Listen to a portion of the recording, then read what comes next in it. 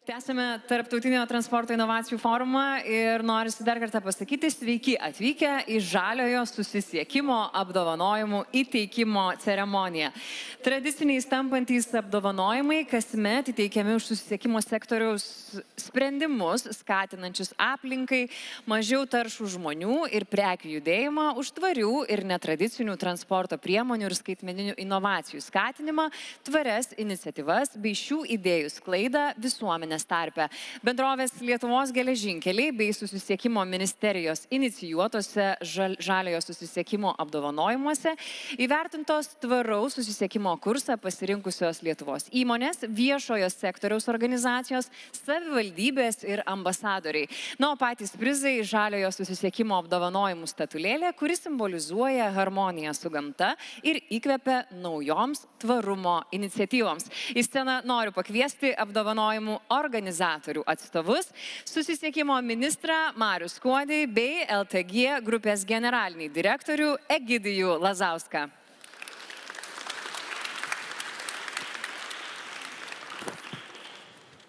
Kviečiu sveikinimo žodį tarti susisiekimo ministrą Marių Skuodį.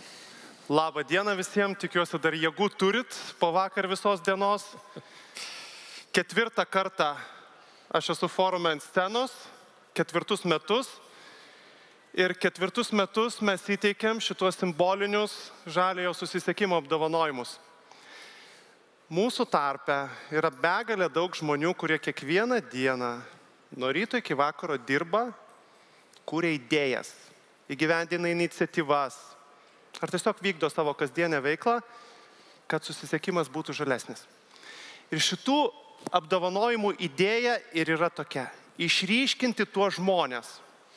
Tarp begalės jų išskirti keletą, juos išryškinti ir jiems padėkoti, nes jie yra tie, kurie įkvepia po to ir mūsų visus kitus.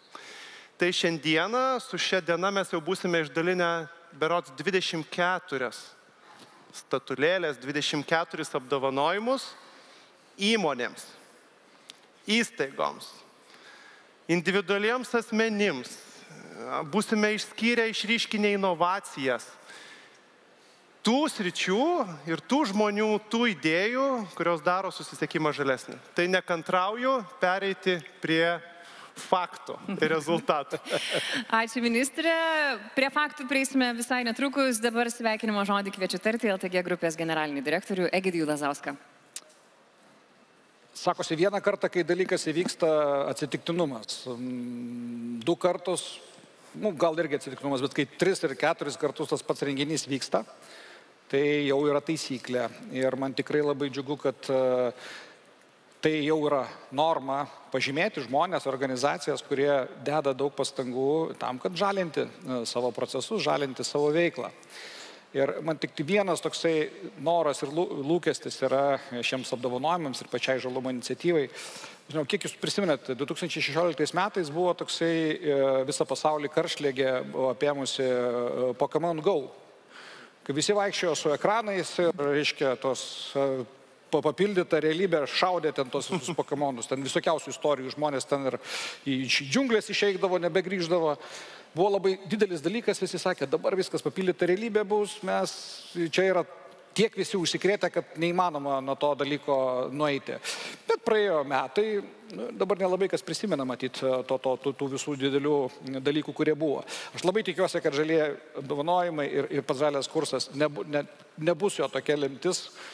Gražiai buvo labai faina, o po to jau niekas neprisimena, kas čia buvo. Tikiuosi, kad gyvuos dar ilgai ir jūsų visų pastangomis, tie, kurie dirba kasdien, tam, kad padarytumėm tikrai pokytį, norime tikrai jūs irgi pasveikinti ir kad jūsų energija neprapultų.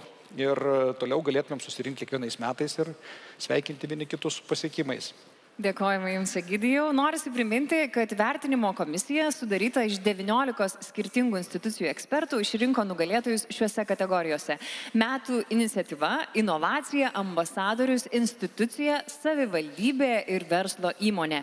Pirmoji nominacija - iniciatyva. Pirmoji ir svarbi nominacija teikiama už iniciatyvos ar projekto įgyvendinimą, kuriuo skatinama keisti gyventojų judėjimo įpročius, didinti keleivių ir prekių keliavimo alternatyvių keliavimo būdų skaičių ir prisidėti prie klimatui neutralios politikos įgyvendinimo. Ir turiu klausimą jums, ministrė, kaip jūs manote, kodėl iš tiesų svarbu, kad Lietuvos vairuotojai turėtų kuo platesnę galimybę nuomotis elektromobilius? Tai šiandien man užteko vien tik tai iki čia automobiliu važiuoti. Viena priežasčių ta, kad Vilnius yra užkimštas miestas. Ir tiesą pasakius, situacija negerėja. Jeigu mes dar bent šiek tiek daugiau pereitumėm prie nuomos automobilių, situacija tikrai pagerėtų. Vienas nuomojamas automobilis, dalymosi paslaugos vienas automobilis, tikrai išstumia keletą automobilių kitų iš gatvių. O kitas dalykas, užduokit savo klausimą. Kadangi čia tikrai 95% žmonių turi automobilius, užduokit savo klausimą, kiek vidutinę dieną vidutiniškai tas automobilis stovi nenaudojamas. Vidutiniškai per parą. Turbūt virš 90% laiko, gal net virš 95% laiko. Jisai nieko nedaro. Jeigu mes jį nuomojam, jisai yra naudojamas. Tai būtent dėl šitų priežasčių. Metų iniciatyvos nugalėtojai pristato, kad tai nauja P2P paslauga, kuri leidžia privatiems elektromobilių savininkams išnuomoti savo asmeninius automobilius, užtikrindami platesnį elektromobilių prieinamumą klientams. Tai, pasak iniciatyvos laimėtojų, skatina daugiau žmonių pasirinkti trumpalaikę automobilių dalymosi paslaugą vietoje nuosavo automobilio įsigijimo, bei reikšmingai prisideda prie Lietuvos ir ES išmetamųjų dujų mažinimo tikslų, bei tvaraus mobilumo infrastruktūros šalyje gerinimo. Na, o dabar kviečiu visą dėmesį sutelkti į ekraną. Susipažinkime su nugalėtojais šioje kategorijoje.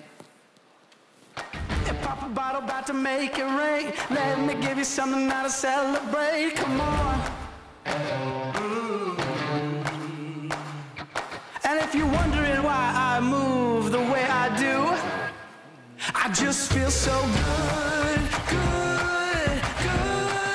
Oh, I just feel so good, good, good. Oh, I just feel so good, good, good. Taigi, pirmąjį apdovanojimą šioje kategorijoje laimėjo Spark Lithuania. Kviečiame Spark Lithuania IT skyriaus vadovą Liną Šukevičių į sceną atsiimti apdovanojimą ir, žinoma, tarti trumpą žodį. Tai sveikinam labai. Ačiū labai. Sveikinimai. Ačiū labai. Tai labai ačiū už šitą įvertinimą, didelį įvertinimą, jis tikrai reiškia mums daug. Ir aš ne aš vienas pasiekiau šitą didelį mūsų pasiekimą ir noriu padėkoti visai Spark komandai, kad padėjo, kad dalinosi idėjomis, aktyviai dirbo prie to. Ir taip pat šitas apdovanojimas mus įkvėps ne tik tobulinti toliau mūsų P2P produktą toliau, bet ir kurti ir gyveninti naujas idėjas. Tad dar kartą ačiū už įkvėpimą ir už įvertinimą. Sveikinimai jums. Linai, kviesiu nepabėgti. Akimirka graži, jis svarbi, įsitaisykite scenos viduryje. Mūsų visų susirinkusių užduotis yra aplodismentais pasveikinti pirmąjį nugalėtoją Spark Lithuania. Ačiū dar kartą. Ačiū. Aš galvoju, Egidijus kartais į ministeriją atvažiuoja su tokiu gražiu elektromobiliu. Galvoju, būtų faina, kad galima būtų išsinuomat laiks nuo laiko. Supratau. Reikės apie tai pagalvoti. Nu, mes keliaujame toliau. Antroji žaliojo susisiekimo apdovanojimų kategorija – inovacija. Nugalėtojas šioje kategorijoje apdovanojamas už inovacijos, kuri padarė ryškų pokytį transporto sektorijoje sukūrimą ir įgyvendinimą realiomis sąlygomis. Egidijau, o kokiamis iniciatyvomis ar vykdomais pokyčiais LTG grupėje jūs pats didžiuojatės? Didžiuojuosi visais, nes tokių, noriu pripažinti, nėra tiek daug, kad būtų tarp jų pasimesti galima. Galbūt keletą paminėti projektų, vienas iš jų yra elektrinės, saulės elektrinės, kurios vertikaliai ant sienelio yra montuojamos. Tai iš tiesų sprendimas, kurio nieks pasaulyje nebuvo padaręs, tai kartu su partneriais dabar testuojame visą tą įrangą, veikia geriau negu manėme, kad veiks. Taip pat turime diagnostinį traukinį, kuris važiuoja bėgiais ir skanuoja lazeriais visus trūkumus, nustato ir tada galima tinkamai užbėgti kažkokiam dideliam klaidom už akių ir suremontuoti tą konkrečią dalį.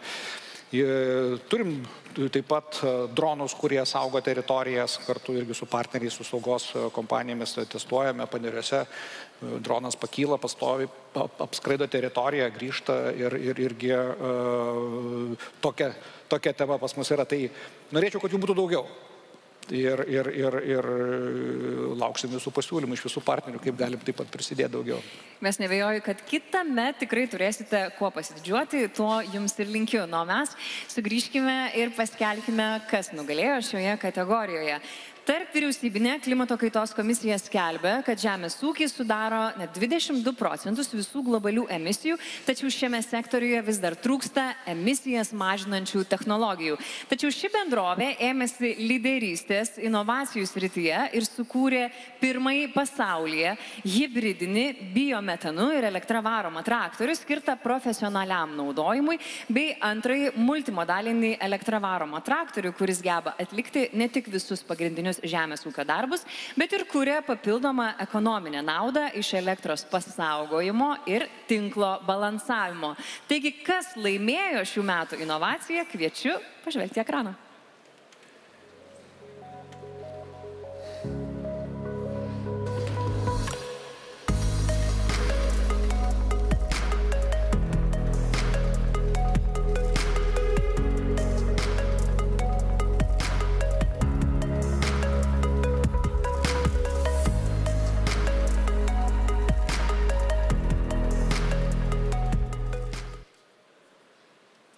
Taigi, apdovanojimą už šių metų inovaciją laimi AugaTech. Kviečiame AugaTech direktorių Kęstutį Jūs į sceną atsiimti apdovanojimą ir tarti trumpą žodį. Sveikinu dar kartą. Matosi, kad inovatyvus žmogus iškart iš kitos pusės scenos atėjo, negu tikėjome. Taip, galite prieiti čia, prie mikrofono. Tikrai verta, kad jūs girdėtų visą susirinkusi publiką. Susirinkot visi vežėjai, transportininkai ir vieną ūkininką pakvietėt. Labai malonu. Turbūt nedaug visi žinot, kad Lietuvoje 20% dyzelino yra sunaudojama žemės ūkyje. Mažai turbūt žinot. Turbūt nežinot, kad tokio dydžio traktorius kaip Auga M1, kuris tas didesnis, matot, broliukas, jis per vieną mėnesį sunaudoja nei daug, nei mažai tiek, kiek privatus automobilis lengvasis per visą savo gyvenimą. Ir šitoj situacijoje mes matome, kad 35 metais lengvųjų automobilių nebeleis gaminti, neelektrinių. Sunkvežimių 30 metais jau reikalinga bus 30% gaminti kitokios kuro rūšies, o šitokie traktoriai, kurie ryja tiek, kiek per visą gyvenimą, nėra jokios reguliacijos. Niekur, pasaulyje, Europai. Kai mes norėjome pakeisti šitas praktikas, Auga, būdami tiesiog žemdirbiai, supratome, kad yra vienintelis kuras įmanomas pagaminti už protingą kainą ir iš atliekų žemės ūkyje, biometanas. Mes šitas jėgainės jau šiandien įgyvenom ir pastatėm, jos gamina metaną iš mėšlo. Ir sakėm, norim nusipirkti traktorius, kurie tuo momentu buvo didelių korporacijų kaip prototipai. Ir atvažiavau pas juos ir paprašiau parduoti 100 traktorių, nes mums tiek reikia savo žemės darbams. Pasakė, Kęstuti, mes tau jų neparduosim, nes tu vienas šitoks nori tų traktorių, daugiau nieks neprašė. Tada sakė, mes patys pasidarysim, jeigu jūs negalit. Tai štai, Lietuva šiandien turi sukūrusi technologiją, ne šiaip kokį prototipą, bet turim sukūrę technologiją, kur turi patentus visame pasaulio didžiausiose rinkose, pripažįstama kaip unikali. Ir mes tikrai būsime tai, kurie atnešime pokytį pasaulį. Mums dabar nėra lengva su komercializavimu šitokių technologijų, nes nėra jokių iniciatyvų, kodėl ūkininkai turėtų keistis. Dizelino akcizas yra, 6 centai, kai transporte yra 40 centų. Jokių paramų už tvarumą nėra, yra tik tais paramos, ar tu esi mažas ar didelis, labiau priklauso ūkininkas. Jeigu mažas gausi paramą, jeigu didelis negausi. Todėl tvarumo iniciatyvų yra nedaug, nors žemdirbiai generuojame žemės ūkis 24% visų pasaulio misijų. Ir čia niekas nevyksta. Kas svarbiausia, niekas nevyksta. Aš tik vieną dalyką galiu sudžiaugtis gyvenime, kad žmonės su manim, kurie kartu kūrėme šitas technologijas ir dirbom, po 50 metų, kai supsis turbūt ant supamos kėdės ir pasaulis turės labai didelę problemą dėl klimato kaitos, kuri turbūt jau nesustabdoma, jie sakys, kad mes tuo metu kūrėme pokytį, teigiamą pokytį. Ne visada išreiškiama vien tik eurais. Ačiū. Dėkojame Jums. Kęstuti, ačiū. Kviečiame įamžinti šią akimirką, stabtelėti. Nu, mes dar kartelį paplokime, pasveikinkime savo aplodismentais šios kategorijos nugalėtoją ir taip pat ačiū Jums už įkvepiantį žodį. Keliaujame toliau. Kita žaliojo susisiekimo apdovanojimų kategorija – ambasadorius. Nominacija teikiama už edukaciją tvarumo temomis ir darnaus judumo idėjų sklaidą. Ministre, sutiksite ar ne, visur tikrai daug kalbama, kad keičiant mūsų keliavimo įpročius reikėtų daugiau investuoti į alternatyvę susisiekimo infrastruktūrą. Ar mes nenuvertinam tų mažesnių minkštųjų priemonių? Tai alternatyvios infrastruktūros tikrai mums tinka, mums trūksta ir to visi nori. Aš kiekvieną dieną gaunu begalę raštų, kad reikia čia ar čia įrengti dviračių ir pėsčiųjų taką visoje Lietuvoje. Tai mes su to pasistumėjome stipriai į priekį. Lygiai taip pat yra įvairiausių kitų iniciatyvų, bet aš kaip sakau, jeigu Gabrielė socialinėme tinkle parašytų, kad mėnesį gyvensiu be automobilių ir vaikščiosiu šituo maršrutu, tai patikėkit, man atrodo, daug žmonių ten irgi ateitų pasivaikščiot kartu ir susipažinti. Na gerai, galėsiu tai parašyti. Džiaugiuosi, kad jau važinėjau elektromobiliu, tai jau tikrai keliauju pažangiu keliu. Bus įdomu tikrai susipažinti su šių metų ambasadorė. Šių metų ambasadorė savo profesinėje veikloje sėkmingai derina akademinį požiūrį ir į žmogaus gerovę orientuotas praktikas. Tai asmuo, kuris yra gerai žinoma Europos judumo specialistų gretose, kviečiama konsultuoti transporto politikos klausimais Lietuvos ir kitų šalių valdžios institucijas. Tai ambasadorė, kuri atstovavo Lietuvai ir dalyvavo rengiant abi ES darnaus judumo mieste planų rengimo ir įgyvendinimo gairių redakcijas, su entuzijazmu pertikdama ne tik ES patirtį Lietuvai, bet ir Lietuvoje išmoktas patirtis Europai. Na, dabar jau dėmesys į ekraną, susipažinkime su ją.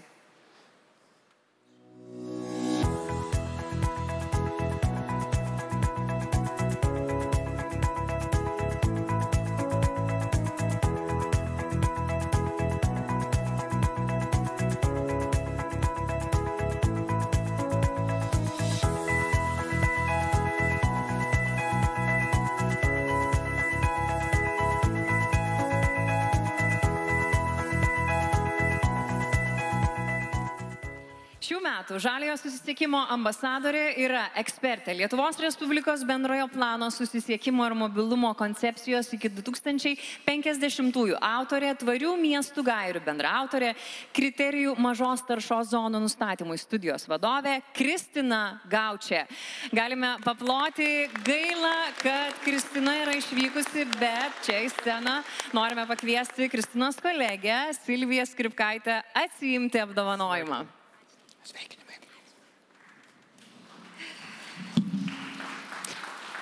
Ačiū, mes su komanda labai džiaugiamės ir labiau negu apdovanojimų iš tikrųjų džiaugiamės turėdamas Kristiną Gaučę kaip begalinį įkvėpimo šaltinį.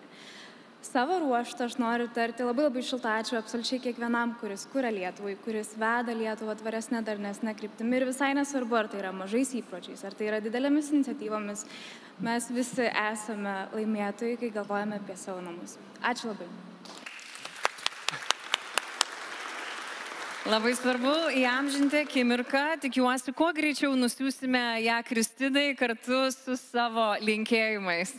Linkėjame Kristinai. Ačiū Jums, Silvija. Ir žinoma, mes esame išmanus, inovatyvus, tad dėmesio į ekraną. Kristina mums turi ką pasakyti.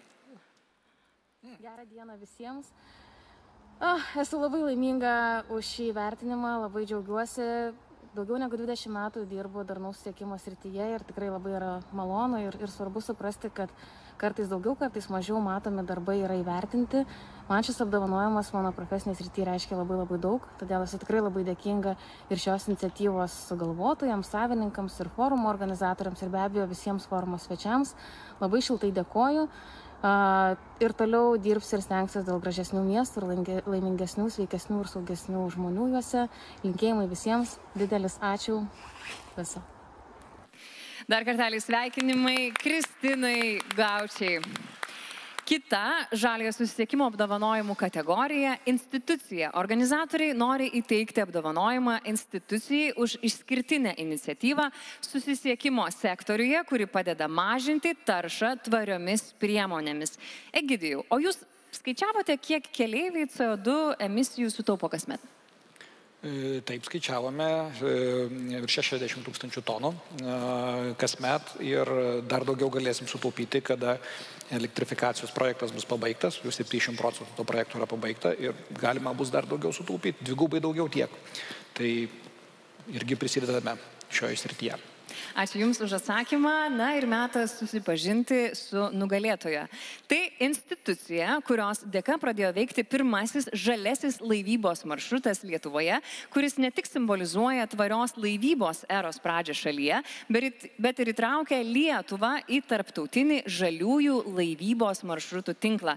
Ši institucija užtikrino reguliarų laivybos maršrutą, kurio kursuoja žaliuoju metanoliu varomas konteinerius gabenantis laivas, kuris išmetus į aplinką, išmetamos dujas į aplinką sumažina net 65%. Na ką, jau įpratom, žiūrim į ekraną.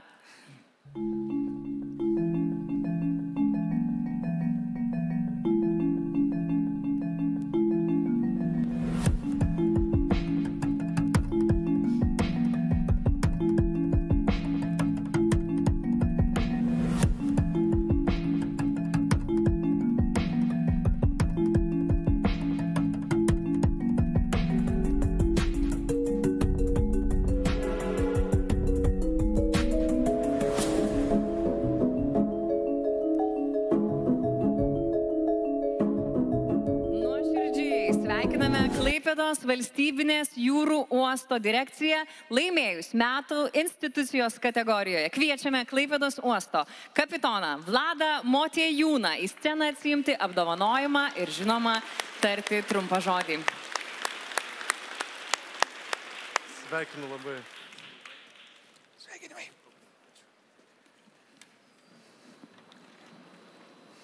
Šis apdovanojimas yra be galo svarbus Klaipėdos uostui, kuris įkvėpia tęsti pradėtus darbus ir nesustoti ir krypti tvarumo link ateityje. Ačiū labai už šį pagerbimą.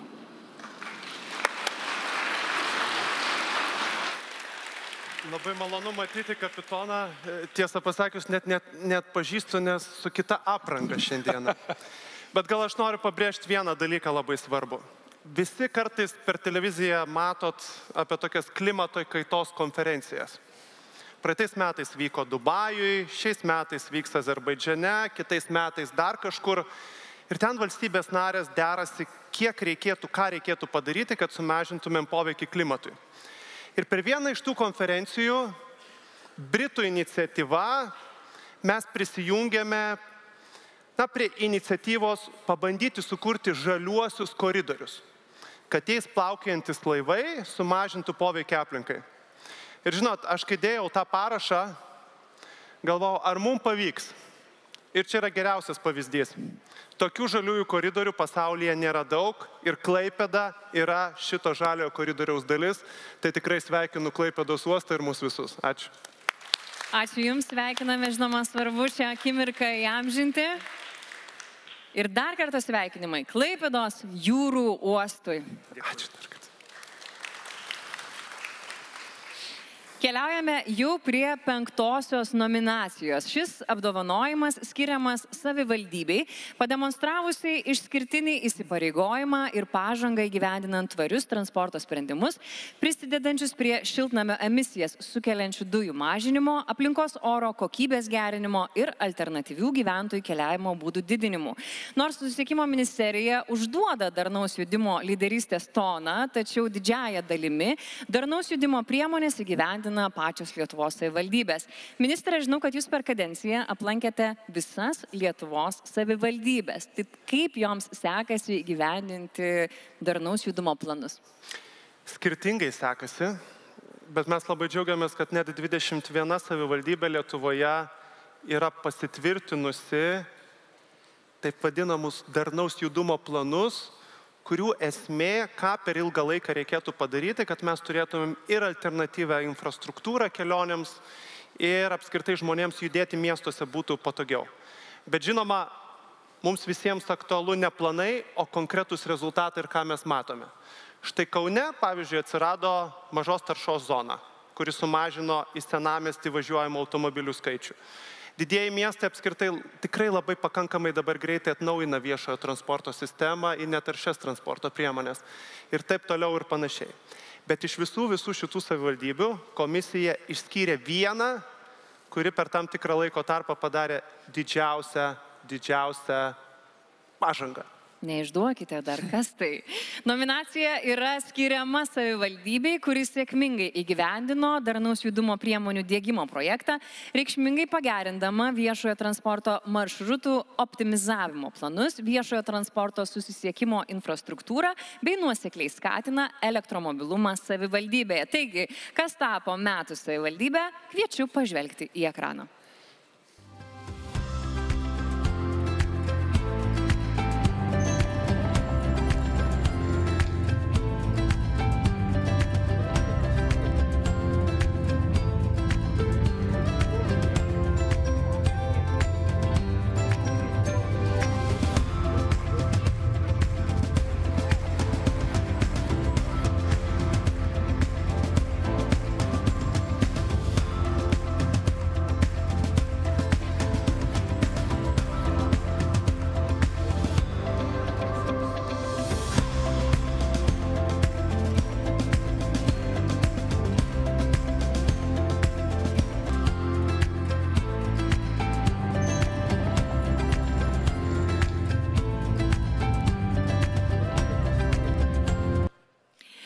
Metų savivaldybės apdovanojimą laimi Telšių rajono savivaldybė.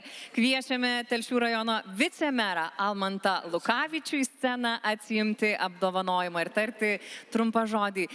Džentelmenai, ar girdėjote, kokia maloni nuostaba čia susirinkusių žiūrovų buvo ištarta? Telšių rajonas. Mes tikrai nuoširdžiai sveikiname jūs. Tai bus proga visiems apsilankyti Telšiuose ir išbandyti, kas praktiškai ten yra. Sveikinai.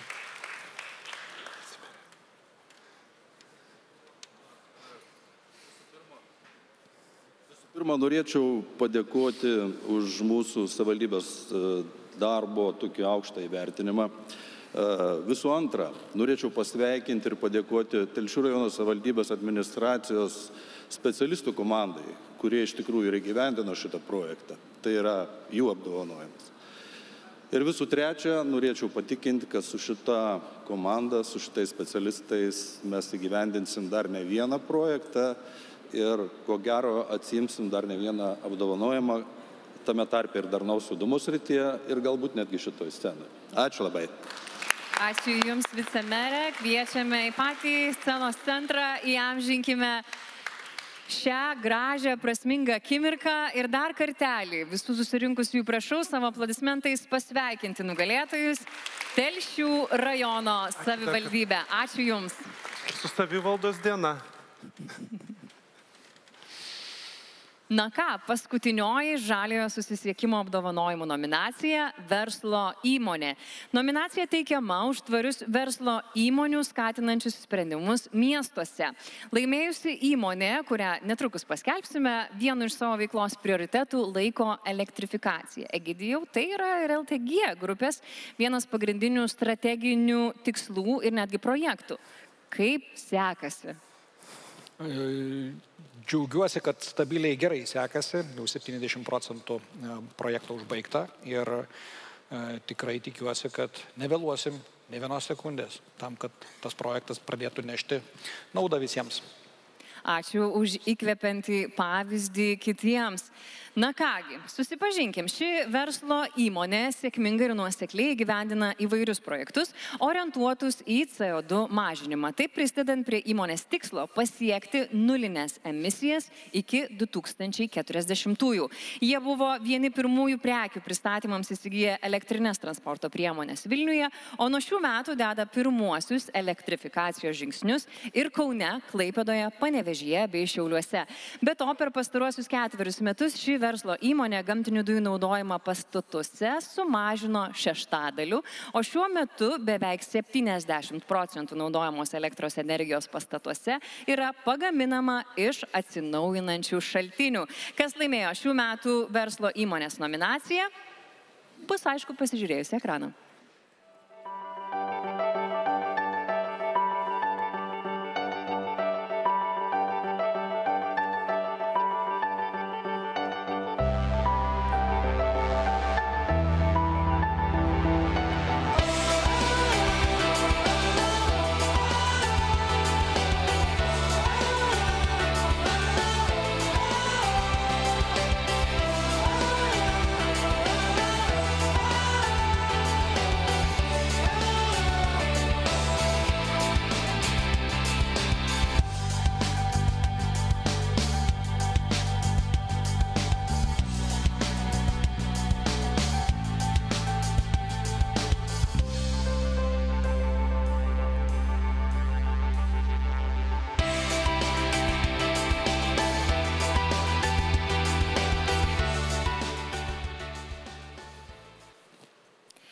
Taigi, šių metų žaliojo susisiekimo apdovanojimą verslo įmonės kategorijoje laimi DPD Lietuva.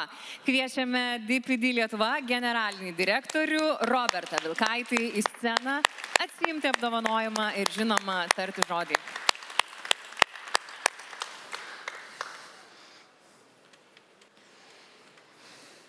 Sveikinu. Ačiū labai. Sveikinimai. Ačiū labai. Na ką, iš tikrųjų malonu, kad mūsų iniciatyvos buvo pastebėtos ir įvertintos. Didelis ačiū už tai, nes tai darbas, kurį darom jau ne vienus metus. Mūsų komanda, kuri dirba kiekvieną dieną galvodama naujas idėjas, kaip sumažinti CO2 emisiją, iš tikrųjų vertina tas iniciatyvas ir tai, kad mes esame matomi. Na, o norėčiau palinkėti visiems tvarumo kelionėje turėti daugiau drąsos, nes investuoti į tvarumą tam reikia noro, pasiryžimo ir investicijų. Tai linkiu drąsiai visus investuoti į tvarumą. Ačiū Jums, Robertai. Žinoma, kviečiame įamžinti šią akimirką. Nu, mūsų užduotis, juk žinome kokia, aplodismentais pasveikinti nugalėtoją įmonės kategorijoje ir tai DPD Lietuva. Dar kartą, ačiū. Puikiai. Na štai ir įveikėme šių metų apdovanojimus. Man būtų įdomu išgirsti jų dviejų tokį reziumuojančią nuomonę. Kaipgi mums sekėsi šiemet? Tai valio? Taip trumpai. Egidijau, gal jūs ilgesnį sakinį? Labai valio. Valio, valio, iš tiesų galėtų būti mūsų džiaugsmo išraiška. Labai gera, kad turime šiuos apdovanojimus. Kaip ir sakėme, ar ne, tikimės, kad ši tradicija tęsis. Nu, mes turime dar vieną tradiciją, bendrai nuotraukai pakviesti visus šių metų nugalėtojus.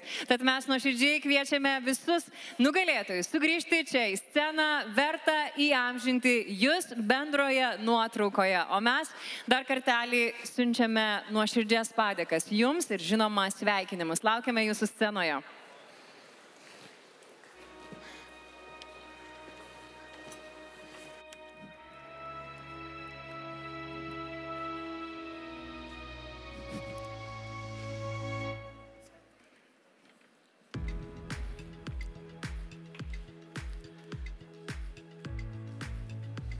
mūsų renginio fotografai jau yra pasiruošę įamžinti šią akimirką. Viliuosi, mūsų puikia publika taip pat pasiruošusi dar kartelį pasveikinti visus nugalėtojus ir žinoma, platesnės šypsenos nugalėtojų veiduose lai būna įamžintos. Ačiū Jums už pavyzdį visiems. Ačiū Jums. Dar kartą sveikiname.